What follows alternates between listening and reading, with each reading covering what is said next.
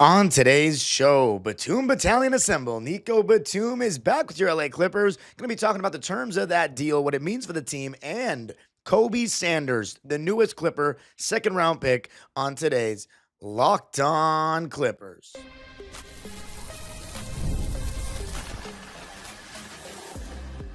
You are Locked On Clippers, your daily Los Angeles Clippers podcast, part of the Locked On Podcast Network, your team every day. Yes, sir. You were locking in with the Clips. Thank you for making Locked On Clippers the first listen of your day, your team every day. I'm your host, Darian Vaziri, born and raised in LA, been a Clipper fan for 20 years, been covering the team for 5 years on my own YouTube channel, Dime Dropper, and 3 years right here on the Locked On Podcast Network. Your team every day. Make sure you subscribe on YouTube, hit the notification bell so you know every single time we post a video, and of course, listen wherever you get your podcasts. Today's episode is brought to you by FanDuel, America's #1 sportsbook. If you're new to FanDuel, new customers can bet just $5 and get $150 in bonus bets if your first bet wins. Just open FanDuel's app today or visit FanDuel.com to get started. All right, Clipper Nation, Nico Batum is back. Going to be talking about him, Kobe Sanders from Nevada, Reno, in the second round of this year's NBA draft, pick number 50 by it's initially the Knicks pick, but we traded with that or traded for with them. So yes, Kobe Sanders, and then looking at our roster as it stands. So if you haven't checked out the Brook Lopez episode, that one just came out yesterday. Also talked to Clipper beat writer Joey Lynn over the weekend. Got some great insight on some things there as well. But let's talk about Nico. So maybe one of the most popular players in Clipper history in terms of how much the fan base likes this guy. And I mean, I have to say, I'm in that boat as well. Like, Nico Batum is just such a great role player. I mean, you look at what he's done since he's come to LA in 2020, 2021. He immediately made us better. He had his career revived, essentially. He credits Ty Lue for saving his career because he was coming off that contract in Charlotte, and it was one of the craziest. Like, I love Nico, but he was overpaid at the time, and I think a lot of Charlotte Hornets fans felt a little bit of resentment towards him because of how much he got paid. Besides the 2015-16 season, didn't really live up to the billing. And he comes to the Clippers and averages 27 minutes a game, shoots 46, 40, 83 splits, and helps us get to the conference finals in year one. And just, he does it with such professionalism. He says all the right things. His wife Lily's active on Twitter with all the fans. Like, the guy just, he understands what it means to play for a franchise and represent a community and the fans. And from all the interactions I've heard with people and Nico, I still have not heard one negative one. He opted out of his deal. He had a second year on his deal this past year, but he opted out, and now he signed a new 2-year deal for $11.5 million to return to the Clippers. So I thought maybe this year would be the last dance. He opted out of his $4.9 million player option, so he's making a little bit more now. About $5 million a year, 5.5, let's say. So I thought this would be the last dance for good old Nico, but maybe he's got 2 more years to give right here in LA. He is 36 right now. He'll be turning 37 this season. And then next year, assuming it's his last season, he'll be turning 38. So retiring at 38, I think given how good Nico is, I think that's honestly perfect. I think he can definitely do 2 more years. And I would absolutely love, especially because the timeline aligns, right? Retiring 2027 when contracts for James Harden and Kawhi Leonard expire. So I think he's going to ride off into the sunset. I don't know if they're going to retire, but he's going to retire after that, I think. And I mean, what a career it's been, but hopefully he accomplishes even more. So in terms of Nico last season, he played 78 out of 82 games. He started 8 of them, but in the season, he actually averaged a career low in minutes played, 17 and a half. 17 and a half is nothing. I never expected him to be a starter last season, but I didn't think he would play so few minutes, especially with how much Ty Lue loves going small. But in the playoffs, he averaged 25 minutes in our series against Denver. So 8 more minutes in the playoffs. So, which led me to believe, because there were games during the season where Nico Batum was not even really playing. Like he was getting 13 minutes in like against Portland, the game that we lost at home at the Intuit Dome. He got 13 minutes to start a season. Like I don't understand any logic in that. 11 minutes, 12 minutes in games, 15, 9, 13. Like in the month of January, he only played more than 20 minutes in one game in the entire month of January. He played 5 minutes in a home win against the Jazz. 5. So the whole plan was to save Nico for the playoffs, essentially. I think it'll be the same this upcoming season. But I think we could afford to play him 19 or 20 minutes a game. I don't know. Is that too much to ask?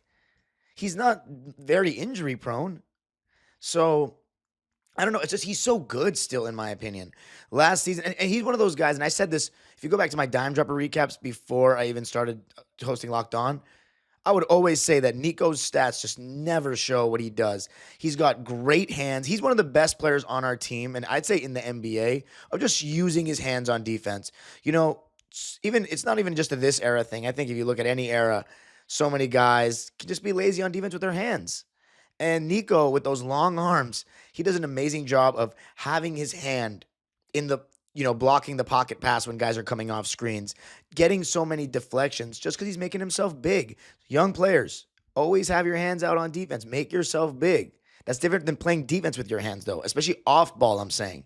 So many guys, like I always tell the kids that I coach, they have their hands by their sides on D's, standing up. Like, no. Get in a stance, have your hands out, ready to go. And Nico is an amazing example of that. Great, shot blocking. And the thing about him is he's so long. His wingspan is so crazy. Every time he contests shots, it feels like, I don't have a stat on this, but like 80+% of the time guys are missing. That's how good he is. And he's just so intelligent. The ball doesn't stick in his hands. So it's just when he gets it, he's a quick decision. Pass, move. He hasn't been cutting as much recently. I feel like that's part of why he doesn't get injured. He doesn't try to go to the basket as much. He's a lot of like catch and shoot threes. And sometimes like when he'll attack a closeout, that's one of his flaws though, is when he's attacking closeouts and is a rim protector, he's not taking any shot in the in-between game. He's always going to kick it out. So you're oftentimes not getting a good shot. So if I'm another team, I would always run Nico off the 3-point line. But anyway, in terms of last season, he averaged 4 points a game, which was actually not a career low. The 2020 season with Charlotte, where he only played 22 games, he averaged 3.6. But it was his second lowest scoring season of his career, only averaging 4 points a game. And he averaged 3 rebounds and 1 assist on 44% from the field. But almost all his shots are threes. Like he averages 3.1 shot attempts per game. And then 2.6 3-point attempts per game. So, yeah, he shoots most of his shots from beyond the arc, so true shooting would be a better stat for him. But he shoots 43% from 3. So he's still like a monster. And 81% from the foul line. And in the playoffs, he averaged 6 points, 4 rebounds, 2 assists. And he shot 39% from 3 and literally didn't shoot one shot that wasn't a 3.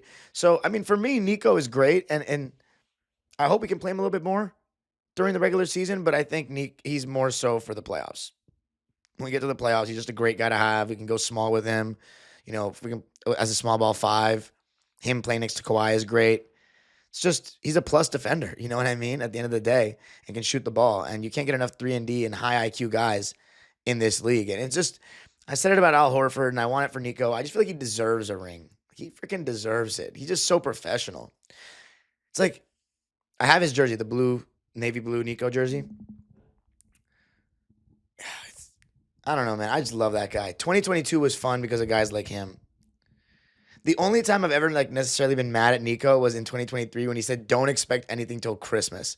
I was like, all right, man. Like, really? Like, you're an NBA team. Like, what if we had that same that mindset from training camp on that season is just an abomination. That is the worst season in Clipper history in terms of expectations. This doesn't get worse than that. And Ty Lue was like, I don't know what he was on that season. It was crazy. But anyway, coming up, let's talk about Kobe. So overall, Nico's back. I'm really happy about it. How could you not be? Coming up, though, Kobe Sanders, the other pick that we had, Penn State and Nevada. Well, Penn State for Yannick, Nevada for Kobe Sanders. Going to be talking about his skill set. What do you need to know about him coming up?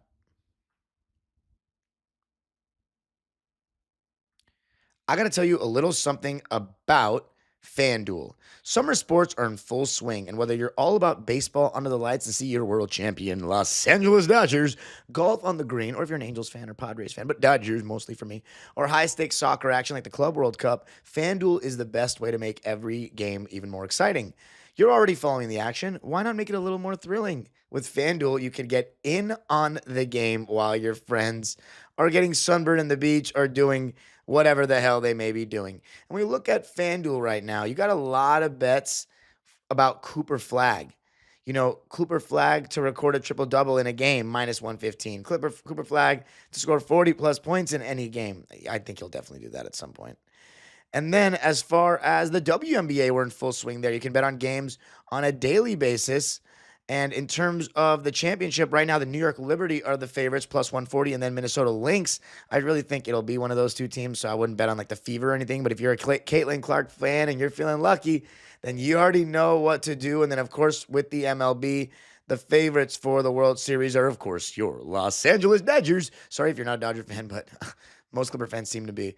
Anyway, that's all on FanDuel, man. Open the FanDuel app. New to FanDuel, new customers can bet just $5 and get $150 in bonus bets if your first bet wins. Open the FanDuel app today or visit FanDuel.com to get started. All right. So the Clippers didn't just draft one player in the 2025 NBA draft in Yannick Conan Niederhauser. You know, for any of you guys that are soccer fans, I'm so tempted every time I say Yannick. The first thing that comes to mind is Ferreira Carrasco because he has that, the three names. So I'm like, I'm always thinking of saying that. So I got to get used to the Conan Niederhauser. But, yeah, Kobe Sanders. So again, I didn't watch much men's college basketball last year, so I'd never seen him play. I'd never even heard of the guy. Here's what you got to know about him. He's listed at 6'9" on Wikipedia, but he's listed at 6'6" on College Basketball Reference. So I don't know what to believe. Let's take a look at, but before we double check the height, let's talk about what I've seen in this highlight reel. So this looks like a big guard that can get into the paint, get to the basket. Didn't look the quickest. Looked like he was beating people more off his size, and his footwork looked pretty good. But we're talking about a guy who's from San Diego, by the way. He was a 5-year college player, though. 4 years at Cal Poly SLO. That's San Luis Obispo for those that aren't from Southern California. And then 1 year at Nevada Reno. He was third team All Mountain West, not even first team. Third team All Mountain West. Not to hate or anything, but third team All Mountain West this past season. He's at 23 years old. So again, the Clippers have this fascination in recent years with like older players. And here's the thing. I always think playing more years in college definitely helps your basketball IQ. But it's not like back in the day where you had like your superstars and top prospects playing multiple years in college. Like, like Michael Jordan playing under Dean Smith for 4 years or James Worthy, stuff like that. Or even, like Christian Laettner's and the Grant Hills of the world. But now it's like if you're one of the top prospects, you're not going 4 years in college. So I don't know. You're going to see him play in the G League. His highlights, I don't like judging players off highlights. At least with Yannick, some stuff like completely jumped off the page, like how high he was getting, his size. Kobe Sanders has good size for a guard, but I don't know if his speed and athleticism will be enough to, and will his skill, you don't have to have speed and athleticism to be a great NBA player, but you have to be very skilled if you don't. You know what I'm saying? Doesn't matter what era you're in. NBA players are freaks. You know what I'm saying? You need to have skill if you're not one of the athletes or you don't have size. Kobe Sanders has some good size, but the skill does matter. So this past season, he averaged 16 points a game to go along with 4 rebounds and 4.5 assists. So a little bit of everything there. 46% from the field, shot 34 from 3 and 79.5 from the line. So we'll see if that's a good pick. He was picked 50th, and he's the newest LA Clipper. So I don't really know what to say. I am optimistic. He's a big guard. He's going to get some run with, maybe we'll see him in Summer League, Oceanside with the Clippers, the G League team. But he is our newest Clipper, Kobe Sanders. Now, coming up, we're going to be looking at our roster as it stands.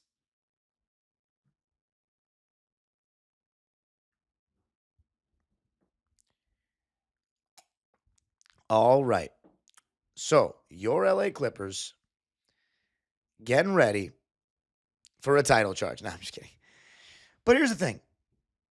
As of now, this is what I see our roster as. And I'm hearing, shout out to my man. I got to get him back on the show. My man, Grant Money Mona from the Sporting Tribune.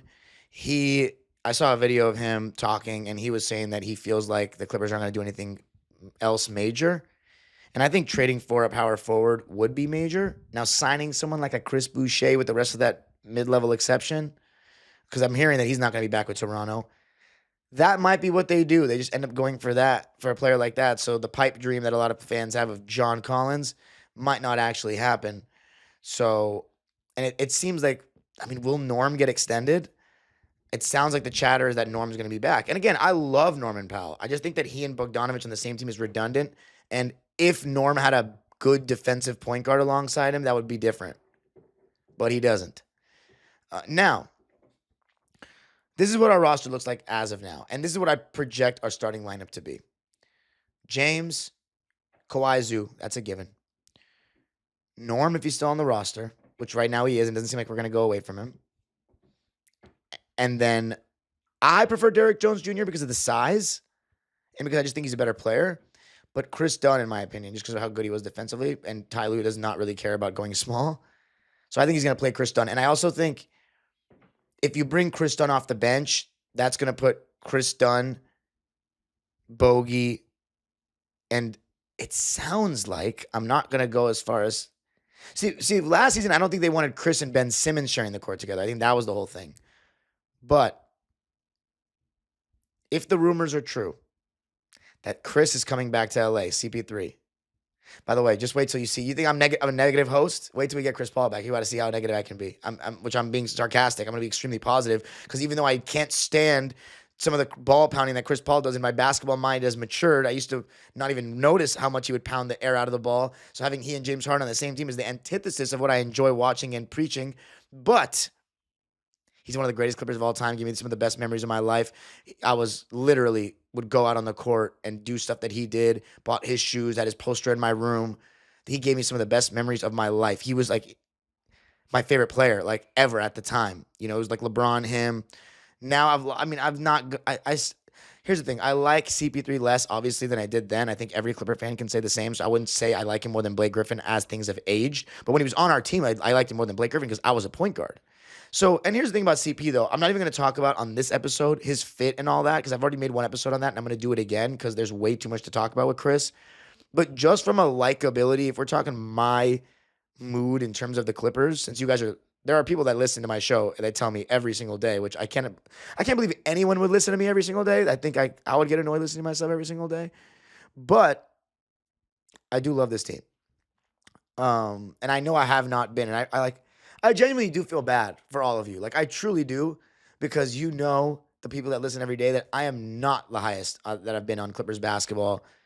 Like, this is probably the last couple of years have probably been the lowest I've ever been on Clipper basketball in my life. Partially because I've aged, and I think I'm becoming an adult now, and I think it hits different. But the direction of the team, the stars of the team that I'm not a huge fan of, as everyone knows. But I try to keep it as objective as possible from a basketball perspective on this show. But I know that one day that will change. And when that day comes, I'll be really happy. But we could get closer to that day with a player from the Lob City era, the face of it, him and Blake, being back in the mix. Because, I don't care about Kawhi and James Harden's individual legacies at all. I don't care about I do care about Nico Batum winning a ring. That would be cool. But, and I didn't actually care much about Chris Paul's legacy when he was here either. I was more about Blake Griffin's legacy. I was like, if CP3 is one of the best point guards of all time, I don't give a damn. I just wanted him to be the best point guard in the league now. I didn't care about, comparing him to, John Stockton or, those guys. I didn't care about that. That's a new thing. I didn't care about, players surpassing players I didn't see in live time and subjective rankings. I didn't care about that. But now, It would be sick if Chris Paul won a ring because I feel sorry for, I just not feel sorry, but it's just like unfinished business. And the one thing I can never, never take away from Chris Paul, he cared so much about winning, about representing the Clippers, about the work he did in the community,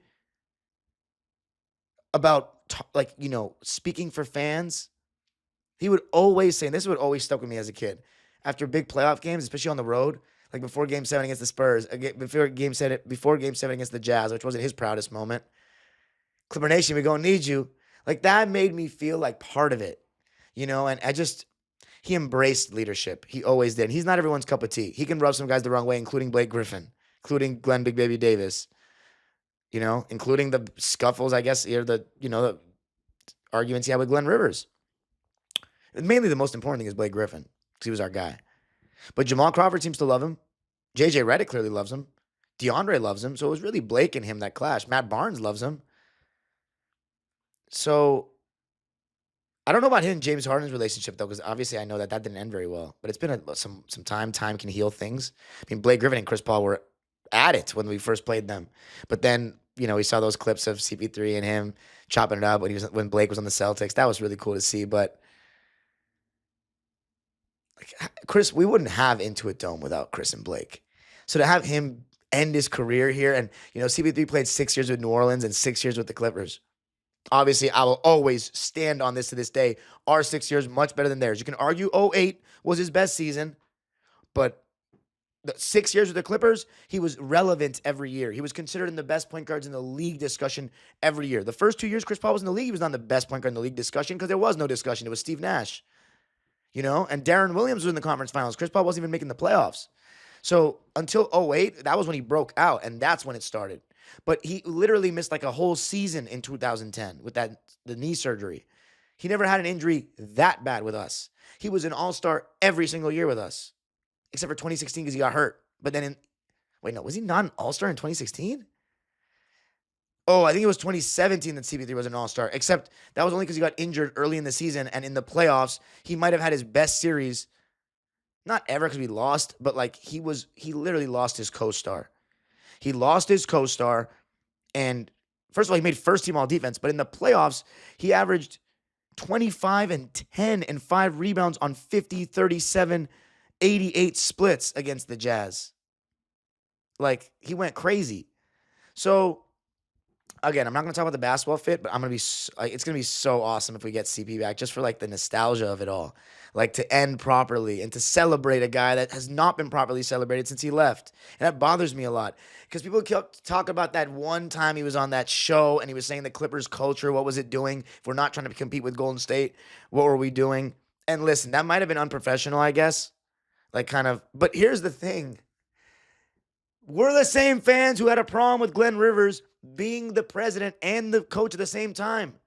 So when he's saying there's a wrong culture, yeah, the culture wasn't good. What were we competing for? What were we competing for at the time? When KD went to Golden State and we didn't make, because I think Chris Paul wanted Melo at the deadline for Austin Rivers, and that really rubbed him the wrong way when we didn't do that because he didn't, and Glenn paid his son. And I love Austin Rivers, by the way. I think he's an underrated Clipper. But yeah, I don't blame Chris at all. At all. To leave Glenn Rivers? No. Blake was always injured. 2 years in a row, Blake was injured. And he was probably at that point, Chris Paul, where he's like, I can't be the number one option anymore. So let's say we have Chris Paul going on a tangent. That was a crazy tangent. All right, so CP3 off the bench instead of Ben Simmons. I would much rather have Chris than Ben Simmons. But in terms of athleticism, youth, size, no. But clearly the Clippers front office doesn't care. They just want the best available players. And then, of course, Bogey, Derek, Nico, and Brook Lopez. I mean, that's 10 really solid players, but the lack of a 4 really hurts. I just don't like that we have 4. If you add Chris Paul, essentially 4 out of those 10 players are like not good defenders. And then you don't know about, Brook Lopez should be fine. You just never know. 4 out of 10 players being negative defenders, and then Chris Dunn's not great offensively. I mean, it's just like, it's weird because I think we're not a championship team. That's like a second round team to me. It's very old. I mean, it depends. James Harden's, I was saying James Harden is very, very like important. But if we do bring in Chris Paul, that's like the best James Harden insurance. Because if you want James Harden, and if we're talking about pick and roll Mount Rushmore, Harden and Chris Paul and John Stockton, I don't know who's the fourth, but those three are right there. Maybe LeBron James. I would probably say LeBron James. Pick and roll Mount Rushmore. Luka Doncic is damn good too. But those four, I would say, are the gods of pick and roll. Having Chris Paul, even at his age, and the fact that he just played 82 games is crazy. Why couldn't Chris Paul go to that new diet when he was with us? Because that could have won us some series. Even though we would have probably gotten smacked by the Warriors in 2016 and 17, it would be nice to not have lost to a trash, I'm saying it, Portland team. Trash in 2016. We were beating them up with a not even 100% Blake Griffin in the beginning of that series. That broke my heart when those two injuries, because I knew we weren't going to beat the Warriors most likely, but like Portland, that was set to be like the first easy series that we had played since Denver in 06. But yeah, I mean, I like that roster that we have, but we need a power forward. That's what I think. But anyway, we'll be updated. Next episode, we're going to be talking about, unless there's any new news, we're going to be talking about Ty Lue's very telling comments about Kawhi Leonard coming back and how the James Harden Kawhi, the styles of play conversation is relevant that I was talking about, and why he said we lost the Denver series. And I found that very interesting. So you can follow me on Twitter and Instagram. Subscribe to my own YouTube channel, Dime Dropper, for even more LA Clipper and LA sports content. And Locked On Clippers is free and available wherever you get your podcasts. The age-old proverb continues. Go Clippers.